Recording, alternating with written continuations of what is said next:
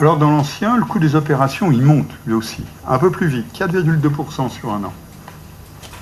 Le revenu des ménages, il progresse moins que l'année dernière, mais il progresse plus vite que dans le neuf, 0,9% sur un an au glissement annuel sur le premier semestre. Bon, l'apport personnel, là, il progresse un petit peu, c'est ce qui explique la stabilisation d'ensemble dont on parlait tout à l'heure.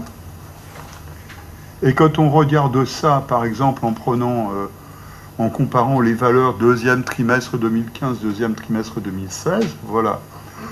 Deuxième trimestre 2015, le revenu pour des accédants, il était à 58 000, on passe à 58 600.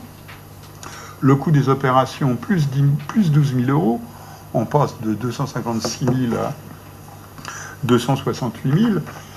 Le montant emprunté, plus 12 000 euros. Voilà. C'est-à-dire, on emprunte beaucoup plus, bien sûr.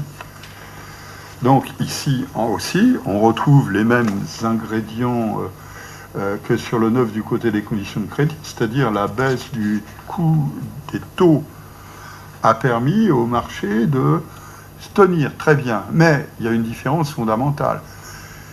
La primo-accession a fait le plein dans l'ancien en 2015. Mais en 2016, ce qui repart, la primo-accession reste toujours très bien orientée, très haut niveau. Mais la hausse des coûts des opérations avec derrière la hausse des prix signifie que nous avons sur le marché des clientèles qui sont des clientèles avec revente qui reviennent. Et ces clientèles qui revendent sont des clientèles généralement plus avancées dans l'âge et qui sont plus fréquemment sur des niveaux de revenus supérieurs. Donc on est avec une déformation du marché. Cette déformation du marché, on la lit bien. Les moins de 35 ans, ils étaient 43,6% en 2015, ils sont 41,9% aujourd'hui. Les moins de 3 SMIC, ils étaient 37,1 l'année dernière, ils sont 35,9. Ça signifie que de toute façon, on n'est pas sur la même dynamique de marché que sur le neuf. Sur le neuf, ce sont des jeunes modestes.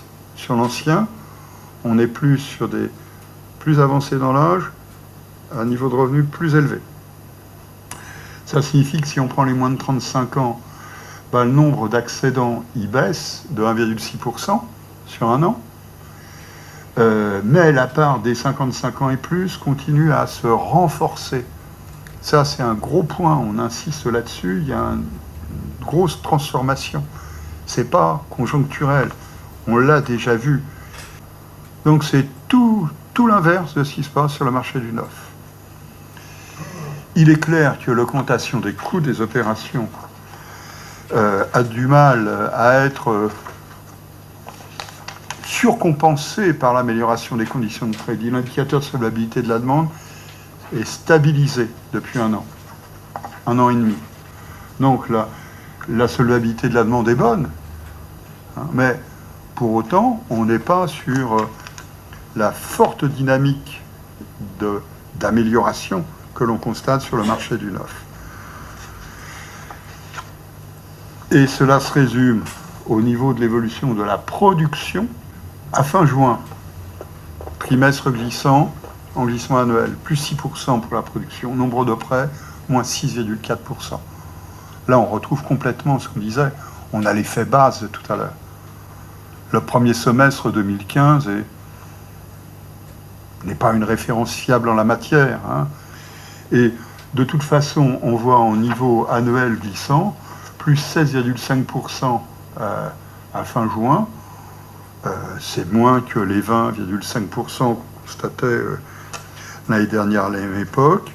C'est 9,3% d'augmentation sur le nombre de prêts accordés. On était à 14,5% l'année dernière à la même époque.